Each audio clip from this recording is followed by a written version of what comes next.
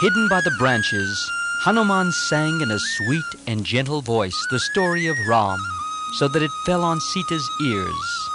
He said, "King Dasarath ruled his kingdom well. His army was mighty and comprised of chariots, elephants, and horses. He was virtuous and a doer of great deeds. He kept his word and was foremost among the famous kings of the world. He was equal to the rishis or sages in virtue and to Indra in statesmanship. He hated no one and harmed no one. All his endeavors were crowned with success.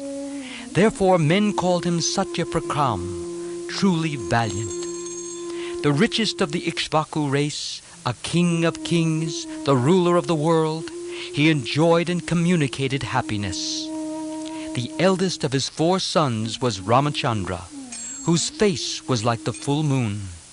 Wise, virtuous, and a master of the bow, Ram was beloved of all, and he was full of kindness for all the people in the kingdom, a warrior wedded to virtue. He was the heir to the throne, and yet, to preserve the honor of his father, he left the kingdom with his wife Sita and his brother Lakshman, and lived in the forest. There he vanquished the Rakshasas and protected the rishis. He destroyed Kar and Dushan and their mighty army. Coming to hear of this, Ravan, bent on revenge, induced a Rakshasa to assume the form of a deer and beguiled the princes in pursuit. And in their absence, he carried off Sita by force. Grief-struck Ram went in search of Sita. He met Sugriv, the Vanar, and made friends with him. Ram killed Bali, the Vanar king, and secured to his brother Sugriv the Vanar kingdom. And Sugriv sent his Vanar warriors to all quarters of the globe to find out where Sita was. These Vanar warriors, who could assume whatever shape they desired, searched the whole world for the missing Sita. Following a clue given by Sampati, I crossed the sea and have come here. And now I see one whose form and complexion and qualities are those described to me by Ram as his royal spouses." Having said this, Hanuman paused. These sweet words, uttered by someone from somewhere, filled Sita with wonder and delight. She looked around in all directions to discover who conveyed such sweet thoughts in so sweet a voice and in such exquisite language.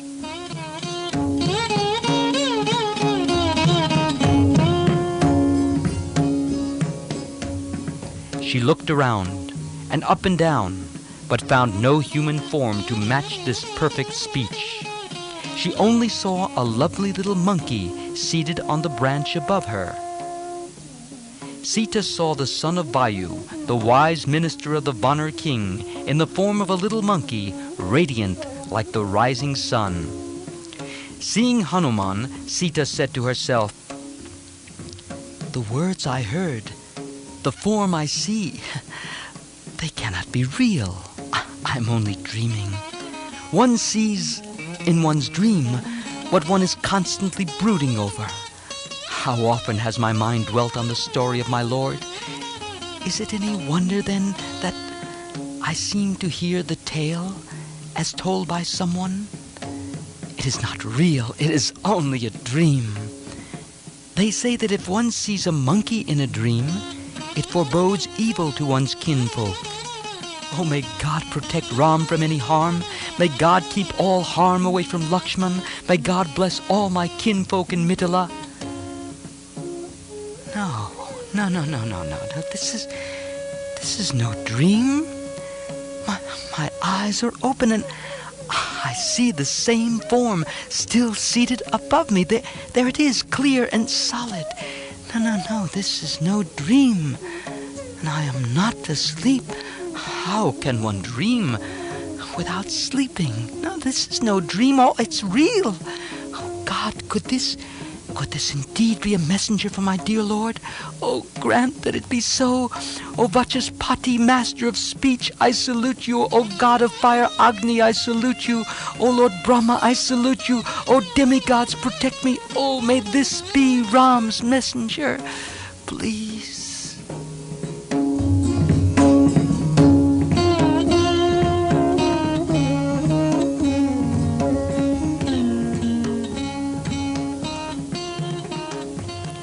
Hanuman, radiant with the joy of seeing Sita, descended to the ground and stood before her, palms joined and head bent in salutation. And he said in a deep, soothing voice, "O mother, tears are falling from your eyes like drops from lotus petals. May I know who you are? Who stands there leaning on the tree trunk, face clouded with sorrow and eyes wet with tears? Are you a goddess? The radiance of your body makes me question whether you could be of merely earthly birth. Are you Rohini, separated for a while from the moon god? Or are you Arundhati, parted from the sage Vasishta? No.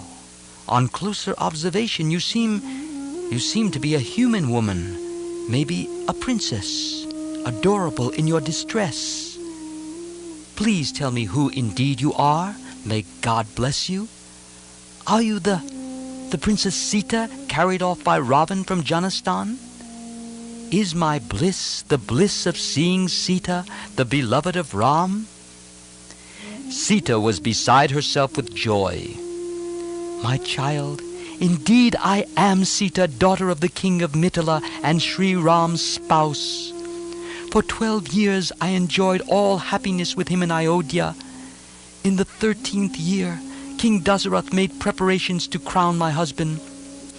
Then Kaikeyi, his youngest wife, reminded him of boons he had granted long ago and demanded that, in redemption of his word, he should crown her son Bharat king and exile Ram to the forest. She threatened to kill herself if this was not done. Bound by promise, the king had to yield to her insistence. At his bidding, Ram relinquished the crown and betook himself to the forest, not only without regret, but happy that it was given to him to enable his father to keep his plighted word. I refused to be left behind and insisted on going with my lord into the forest. Even before me, Lakshman had put on bark garments, determined to accompany his brother to the forest and serve him. The 3 of us entered the forest and were living in Dandak. One day, the evil-hearted Ravan carried me off by force, and he has kept me a prisoner here in this Ashok garden. Of the time limit of 12 months he has set for me, only 2 more months remain. When they are over, I shall end my life." Thus spoke the helpless princess in her sorrow. Hanuman replied, "O Princess of Mithila, Ram, the noblest of men and the mightiest of warriors, has sent me to you with good news. His beloved brother Lakshman, ever anxious for your welfare, sends through me his salutations to you." Sita exclaimed, "Oh, what happiness is mine! I now see the truth of the common saying that so long as life lasts, there is hope." Thus, between the 2 utter strangers, a profound confidence and affection sprang up. Yet when, in his joyful eagerness to console and encourage Sita, Hanuman took a step nearer towards her, Sita lost confidence inspired by his words and again grew suspicious. She shut her eyes and moved away further from the tree. Hanuman, noticing this, withdrew respectfully and, kneeling, stood with hands clasped. Sita exclaimed, "Oh, I have been deceived. You are no other than Ravan. Once you came disguised as a hermit and imposed on me. Now you have come again in another disguise and speak sweet words. All this will bring you no good. Why do you torture me, O Ravan? I am weary and full of sorrow. You call yourself a warrior. Is it a warrior's part to persecute a helpless woman?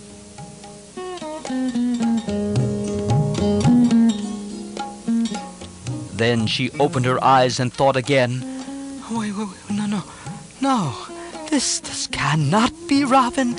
Trust and friendship spring in my heart at the very sight of him. He can be no enemy of mine. No, it is wrong to suspect him. Oh, Vanner, are you indeed a messenger sent by Ram? Oh, may God bless you. Tell me more concerning Ram. Let my ears hear and my heart rejoice in this nectar. Then once again, doubts assailed her. Oh, am I a victim of delusion, imagining good news? Is this a dream that mocks me with the illusion of joy, to make my despair blacker when I am awake? Am I in my right senses? Of course I am. My thoughts, my words, they're all normal. I am sane and sensible, but then he says that he crossed the sea 900 miles. No, this cannot be true. He is Ravan and none else. So she concluded in her mind, and without lifting her eyes to look at Hanuman, sat apart in silence.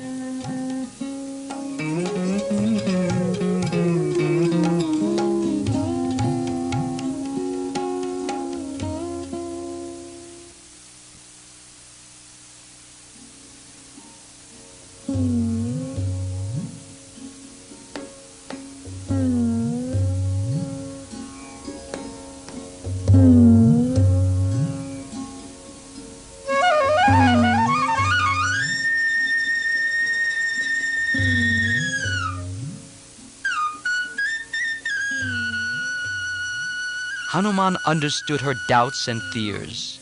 They were natural in one who had been deceived by the Rakshasa.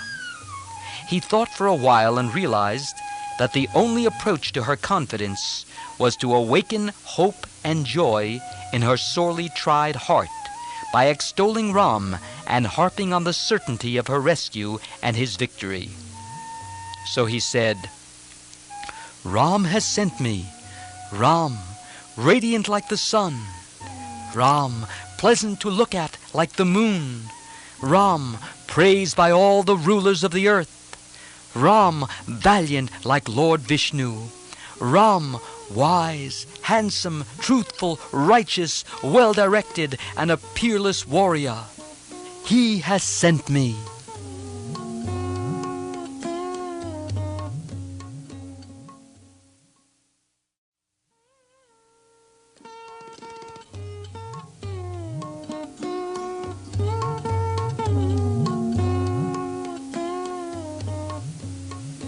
While a Rakshasa in the shape of a deer drew Ram away in the forest, you were left alone, and Ravan carried you off by force.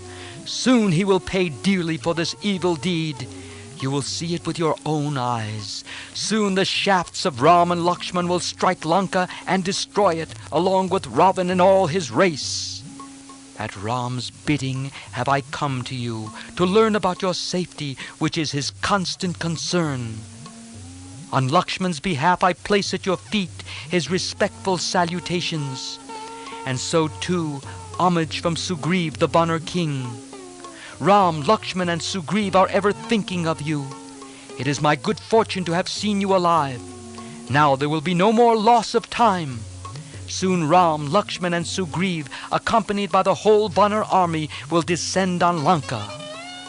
I am Sugriv's minister. My name is Hanuman. I crossed the sea and reached Lanka.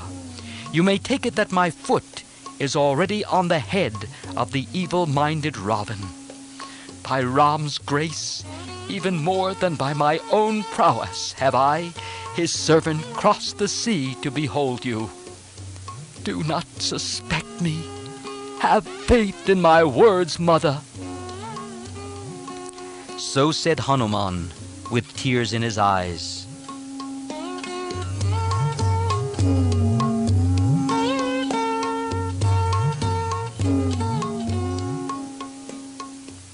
These sweet words of Hanuman, acting on her great love for Ram, put an end to Sita's fears and gave her courage and faith. She then said, "Oh, forgive my suspicion, O Vanner friend. Deceived by Ravan and surrounded by his artifices, I am prone to needless fear. O friend and messenger of Ram, tell me, how did you first meet Ram? How did the prince make friends with the Vanners? Tell me everything." To confirm her faith, Hanuman recounted once again the virtues and attractive qualities of Ram and Lakshman. He said, "What wonder is there in Ram becoming friends with me and my king and the Vanners, when the whole world lives and finds bliss by his loving kindness?" He proceeded to describe fully how the quarrel arose between Vali and Sugriv, how the latter first met Ram and Lakshman, how they became friends, how Ram promised to slay Vali and secure the Vanner kingdom for Sugriv, how the Vanners had picked up and preserved the jewels dropped by Sita, how with mounting sorrow Ram recognized them, how Vali was slain and Sugriv crowned, how after the rainy season was over the Vanner hosts searched the whole world for Sita, how the party led by Angad and proceeding south, having failed to find her, decided to fast to death, how they met Sampati and received a clue from him, how he, Hanuman, crossed the sea and searched the inner apartments of Ravan. All this he recounted.